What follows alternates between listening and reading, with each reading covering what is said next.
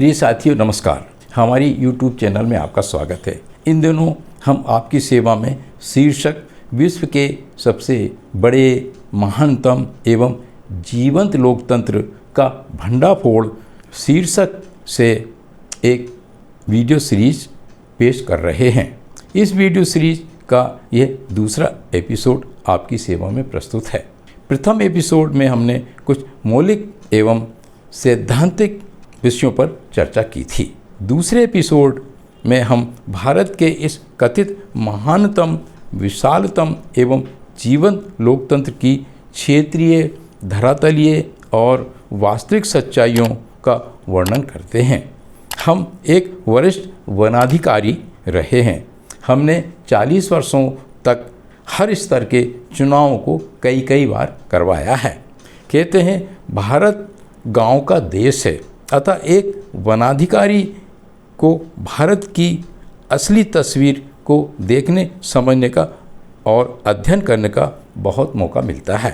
और संयोग से वनाधिकारी होने के नाते हमारी चुनाव में ड्यूटी ग्रामीण एवं वनांचल क्षेत्रों में ही लगती थी।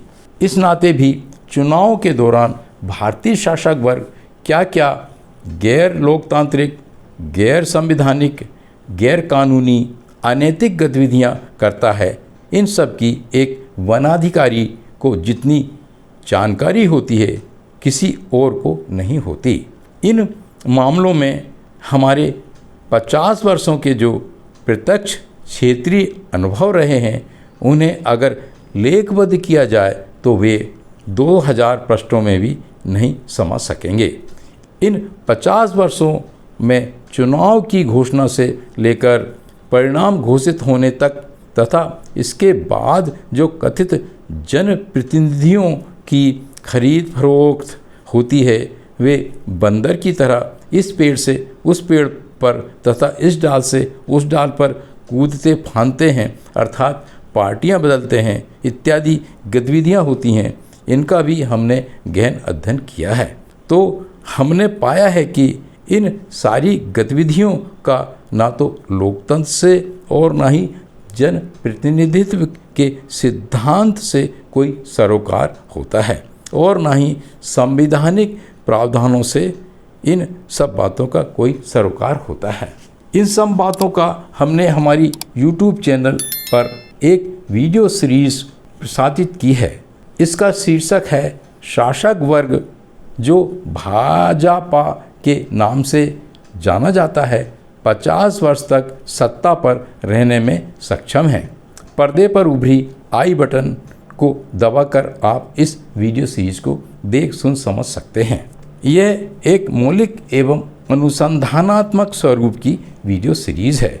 इसमें तालिकाओं एवं आंकड़ों के उदाहरण दे देकर समझाया गया है कि भारतीय शासक वर्ग का वो घटक जो एक खास मतदान करवाने की प्रणाली, पैटर्न को अपनाकर अपने पक्ष में मतदान, वोटिंग करवाने में कामयाब हो जाता है, वो आसानी से चुनाव जीत जाता है और सत्ता शक्ति पर काबिज हो जाता है। इसमें लोकतंत्र एवं जनप्रतिनिधित्व से कोई सरोकार नहीं होता। भारतीय शासक वर्ग के सारे घटक अर्थात कंपोनेंट्स, जिन्हें हम विभिन्न राजनीतिक पार्टियों के नाम से जानते हैं, के एक गूढ़ रहस्य को हमें और जानना समझना जरूरी है, क्योंकि उसका मूल उद्देश्य सत्ता शक्ति पर काबिज रहने का होता है। अतः इसके लिए वे कहावत युद्ध एवं प्यार में सब कुछ जायज़ है को अपनाकर सत्ता शक्ति पर काबिज होने के लिए आपस में खूब लड़ते भिड़ते हैं, संविधान विरोधी, कानून विरोधी एवं गैर लोकतांत्रिक क्रियाकलापों में लिप्त रहते हैं। इस कहावत के तहत भारतीय शासक वर्ग अपने चिरपरिचित सिद्धांत छाम, दान, दंड भेद को भी अपनाता है। भारतीय शासक वर्ग इस कहावत, सिद्धांत एवं अपने संविधान मनुस्मृति के तहत ही आम जनता को अशिक्षित, असंगठित, जात पात में बांट काट कर रखता है। उन्हें अंधविश्वासी, धर्मोन्मादी, धर्मांध, पाखंडवादी, सांप्रदायिक बनाकर रखता है। परिणाम स्वरूप आम जनता दीनहीन, दरिद्र, जिसे अंग्रेजी में पापर कहते हैं, बनी रहती है। उसके सामने सबसे बड़ी समस्या या चिंता अपने पेट भरने की, बदन ढकने की, सिर छिपाने की रहती है। इस प्रकार भारतीय शासक वर्ग द्वारा निर्मित की गई इन परिस्थितियों का सतत रूप से सत्ता शक्ति पर कब्जा करके रखने के लिए एवं सत्ता सुख भोगने के लिए दुरुपयोग करता है। इसके लिए वो ऐसी योजनाएं, कार्यक्रम एवं परियोजनाएं बनाकर लागू करता है, जैसे कि मुफ्त में या नाममात्र की कीमत में अनाज एवं अन्य छोटी छोटी सामग्रियों का प्रदाय, मनरेगा, शौचालय निर्माण, दाल भात योजना, मध्याह्न भोजन, प्रतिमाह 2 या 4 हज़ार रुपया देना इत्यादि इत्यादि। इन योजनाओं से आम जनता गरीब, दीनहीन, दरिद्र बनी रहती है। जीवनोपयोगी तुच्छ सामग्रियों को मुफ्त में पाने या नाम मात्र की कीमत पर पापा कर एक तरफ आम जनता भारतीय शासक वर्ग के प्रति एहसानमंद रहती है, दूसरी तरफ जब चुनाव आते हैं तो इसी शासक वर्ग को एक तरफा भारी संख्या में वोट भी देती है, या यूं कहें कि देती रहती है।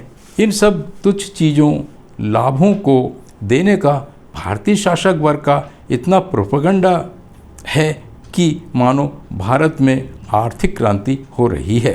इन सब तुच्छ चीज़ों, लाभों को देने का भारतीय शासक वर्ग इतना प्रोपेगेंडा करता है कि मानो भारत में आर्थिक क्रांति हो रही है।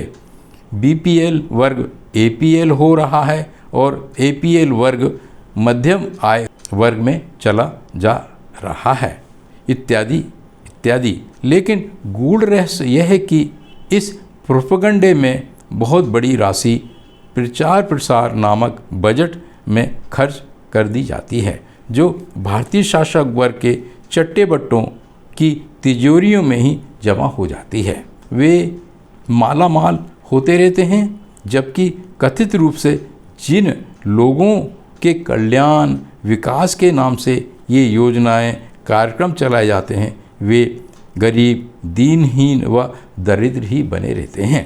ये ही वे सब बातें हैं जो भारतीय शासक वर्ग को विश्व का सबसे चतुर, चालाक एवं छद्मवेशी शासक वर्ग बनाती हैं। इन सब दुखद अवस्थाओं का सबसे खतरनाक पहलू यह है कि जब चुनाव आते हैं तो भारतीय शासक वर्ग के विभिन्न घटक, जिन्हें हम विभिन्न राजनीतिक दलों के नाम से जानते हैं, भारत के आम गरीब मतदाताओं, जिनकी जनसंख्या लगभग 70% होती है और वे ही किसी भी पार्टी उम्मीदवार की जीत हार को निर्धारित करते हैं, को चंद रुपयों, शराब, वस्त्र, सस्ते श्रृंगार के सामान एवं अन्य तुच्छ वस्तुओं को बांट बांट कर दूरस्थ ग्रामीण एवं आदिवासी क्षेत्रों में मुर्गा भात, बकरा भात खिलाकर तथा अनेक दीगर हथकंडों को अपना अपना कर अपने अपने पक्ष में वोट डलवाने का प्रयास करते हैं। यहाँ लोकतंत्र एवं जन प्रतिनिधित्व जैसी मौलिक बातों से कोई सरोकार नहीं होता है। अभी हमने जो बातें बताई हैं उनके लिए भारतीय शासक वर्ग को बहुत बड़ी मात्रा में धन, साधनों, संसाधनों की अनिवार्य आवश्यकता होती है, क्योंकि उसका अंतिम लक्ष्य सत्ता शक्ति पर कब्जा करने का होता है। अतः इसके लिए उसे चारों तरफ से तथा हर प्रकार से धन, साधन, संसाधनों को एकत्रित करना होता है। इसके लिए भारतीय शासक वर्ग कुछ खास तौर तरीके अपनाता है। इसमें से कुछ महत्वपूर्ण तौर तरीके इस प्रकार से हैं। पहला, निजीकरण कर उद्योगों एवं अन्य उत्पादन संस्थानों को अपने ही चट्टे बट्टों को दे देना, फिर उनसे भारी मात्रा में चुनावी चंदा लेना।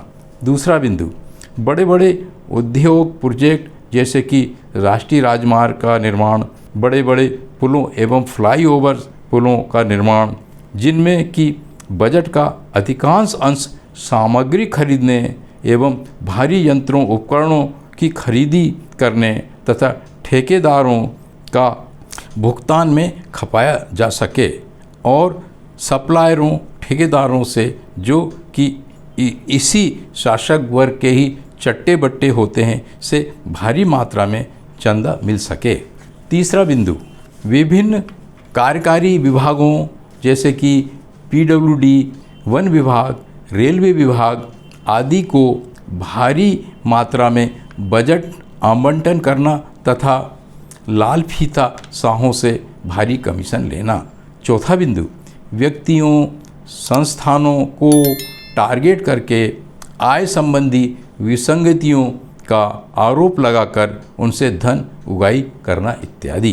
पांचवा बिंदु, ऐसे वित्तीय साधनों जैसे कि प्रधानमंत्री रिलीफ फंड, इलेक्टोरल बॉन्ड इत्यादि जिनसे कि धन उगाही की जा सके। छठवां बिंदु, ऐसे वित्तीय एवं आर्थिक प्रावधान करना, नियम बनाना कि चाहते उद्योगपतियों, कारपोरेट घरानों को बहुत बड़ा लाभ मिले, इसके एवज में भारतीय शासक वर्ग को बड़ी राशि मिलती रहे। इसके अलावा भारतीय शासक वर्ग के ऐसे अनेक तौर तरीके हैं जिनके माध्यम से वो अपार धन साधन संसाधन एकत्र करता रहता है। विशाल एवं विलासतापूर्ण अचल चल परिसंपत्तियों का निर्माण करता रहता है। भारत में भ्रष्टाचार, जिसे अंग्रेजी में करप्शन कहते हैं, की बहुत चर्चा होती रहती है। विश्व स्तर पर भ्रष्टाचार के मामले में भारत से शायद ही 2 या 4 देश ऊपर होंगे। भारत में शब्द भ्रष्टाचार से यह तात्पर्य होता है कि अनुचित एवं गैरकानूनी तरीके से धन कमाना।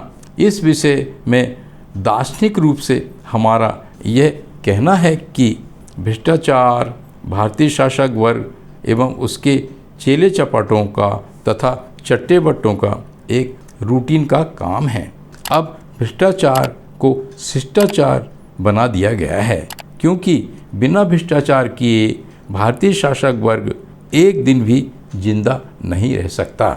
इसके लिए भारतीय शासक वर्ग ने भारत के संविधान को एक सुंदर अलमीरा में रखी एक सुंदर पुस्तक के रूप में बदल दिया गया है, वो भी विदेशों में एवं अंतर्राष्ट्रीय मंचों पर एक प्रोपेगेंडा टूल की तरह से प्रयोग करने के लिए। भारतीय शासक वर्ग ने एक विचित्र खेल और भी खेला है। इस खेल के गूढ़ रहस्य को समझाने के लिए हम चीन की एक प्रसिद्ध कहावत का सहारा लेते हैं। यह कहावत है, याचक अर्थात डिमांडर को बार बार मछली का टुकड़ा मत दो, उसे मछलियाँ पकड़ने की कला सिखा दो, वो इस कला से स्वयं ही स्वावलंबी हो जाएगा। चीन ने जो तरक्की की है वो इसी कहावत के सही भावार्थों को अपनाकर की है। चीन विश्व की एक महान शक्ति के रूप में उभर कर सामने आया है। सुपर पावर अमेरिका भी उससे डरता है। चीन ने अपनी विशाल जनसंख्या को ही सबसे बड़ा संसाधन माना और उसका अच्छी तरह से प्रबंधन कर देश को महाशक्ति बना डाला। जबकि भारतीय शासक वर्ग चीन की इस कहावत का जो तात्पर्य है विपरीत एवं नकारात्मक दिशा में दुरुपयोग करता है, अर्थात देश की लगभग 90% जनता या यूं कहें कि विशाल जन संसाधन को एक मतदाता वोटर्स रूपी संसाधन के रूप में, जिसे वोट बैंक भी कहा जाता है, का मानसिक गुलामों की तरह इस्तेमाल करता है और शासक वर्ग बना रहता है। यही कारण है कि भारत में अमीर जो 10% हैं और अमीर होते जा रहे हैं तथा गरीब जो 90% हैं और गरीब होते जा रहे हैं।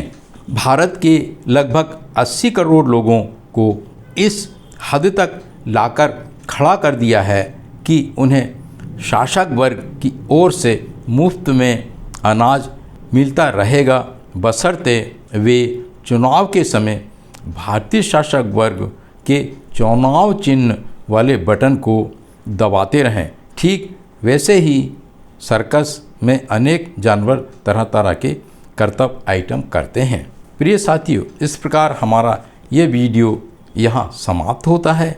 अगले एपिसोड में हम उन गूढ़ रहस्यों का खुलासा करेंगे जिससे कि भारतीय शासक वर्ग भारत के आम मतदाताओं से किस प्रकार से सर्कस के पशु पक्षियों की तरह से करतब करा कर उनसे अपने पक्ष में वोट डलवाता है और इसके बदले में उन्हें थोड़ा सा चारा दाना दे देता है। अगर आपके ज्ञान में वृद्धि हुई है तो कृपया हमारी इस चैनल को सब्सक्राइब करने, वीडियो लाइक करने एवं अधिक से अधिक शेयर करने का कष्ट करें। हमारे साथ बने रहने, पूरा वीडियो देखने के लिए बहुत बहुत धन्यवाद। पुनः नमस्कार।